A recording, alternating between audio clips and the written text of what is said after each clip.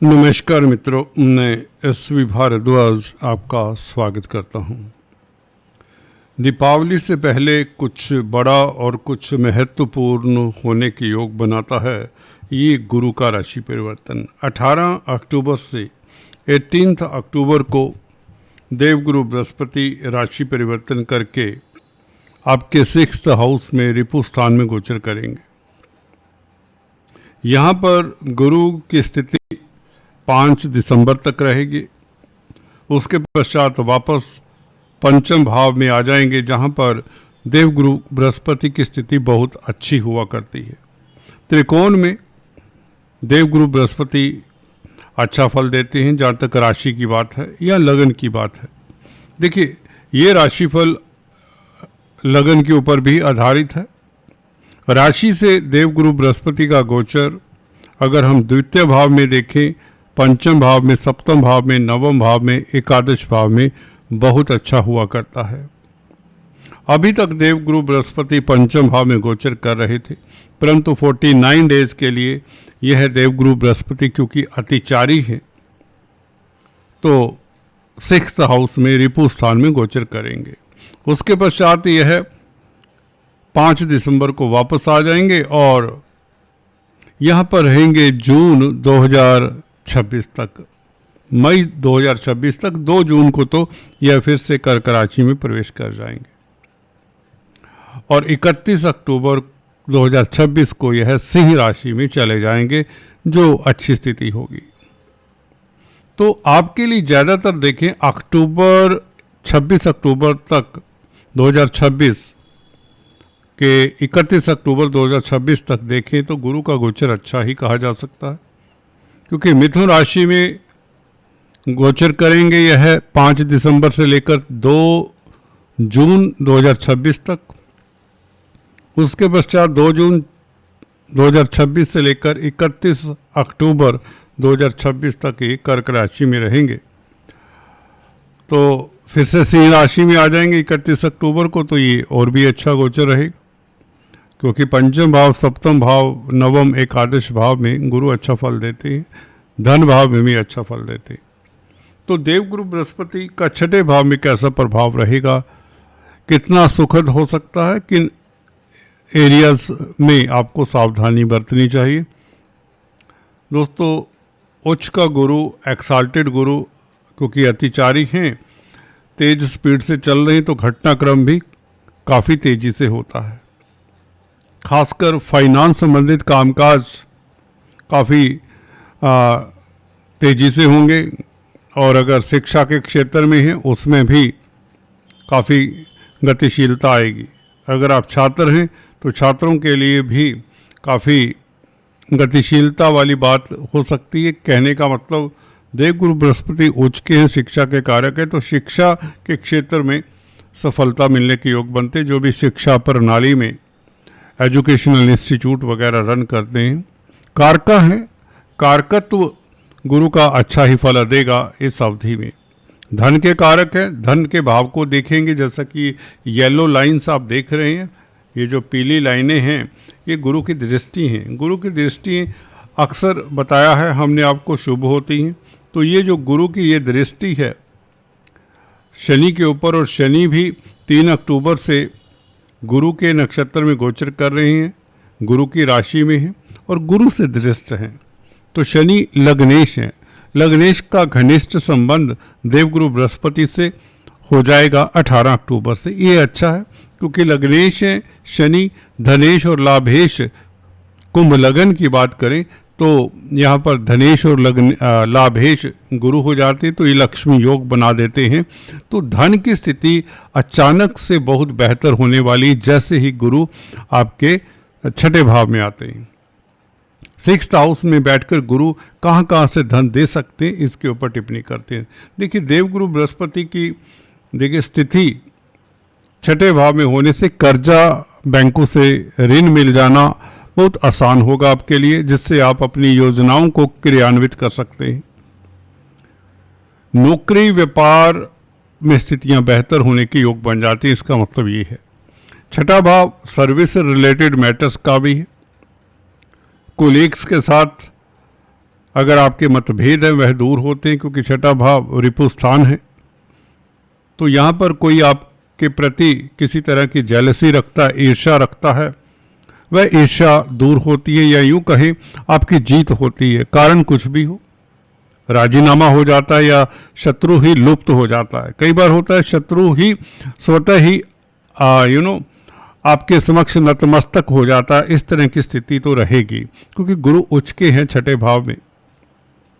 तो कर्जा बैंकों से मिल जाता है। बैंकिंग प्रणाली में अगर आप कामकाज कर तो स्थितियां ज़्यादा बेहतर रहे।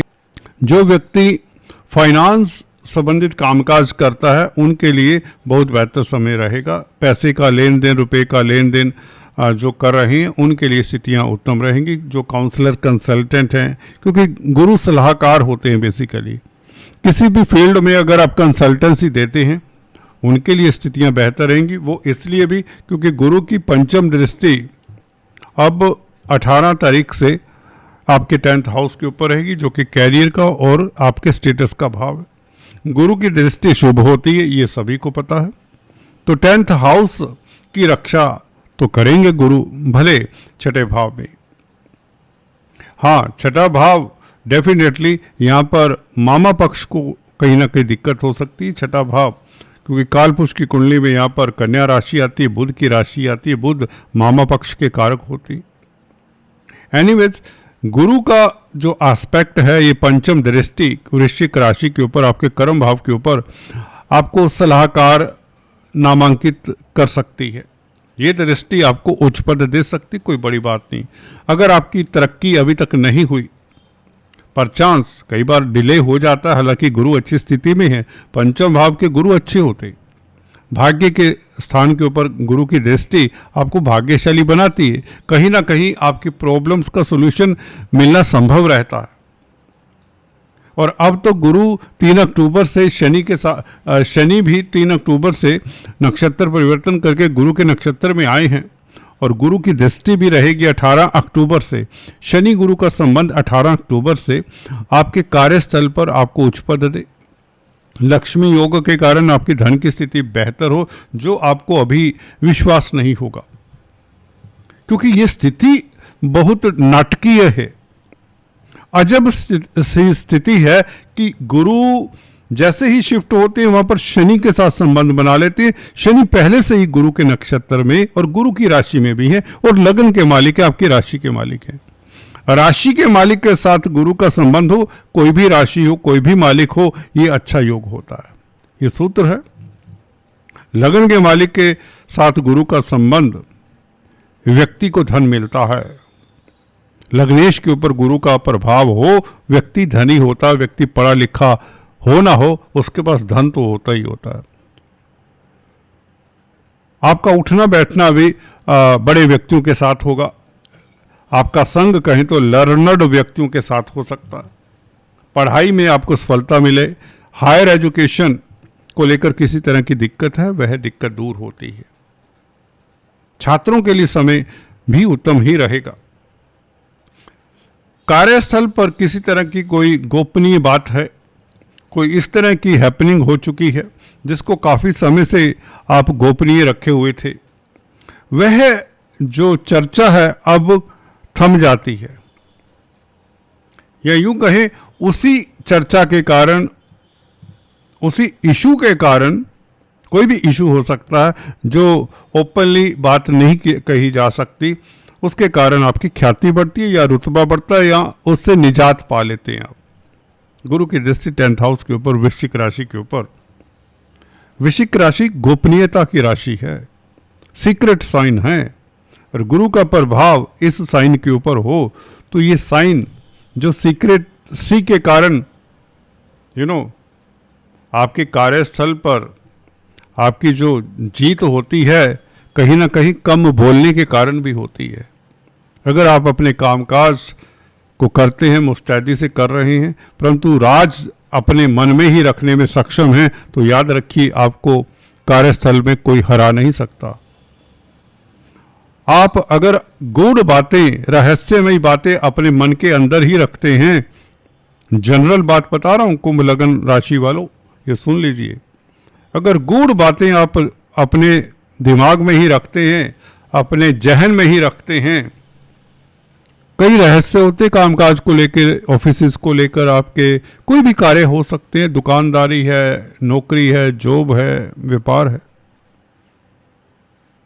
जो भी कई बार आपने रिसर्च करके बनाया होता, पैदा किया होता, वो किसी से शेयर मत करें। देखिए कमाल होता है, इसी में आपकी ताकत है।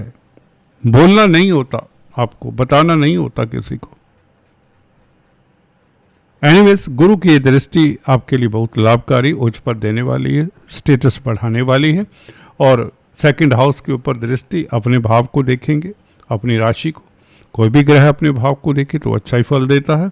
तो कुटुंब में मांगलिक कार्य के योग, और आपके एसेट्स बढ़े, आपकी प्रॉपर्टी बने, प्रॉपर्टी संबंधित कामकाज में भी सफलता।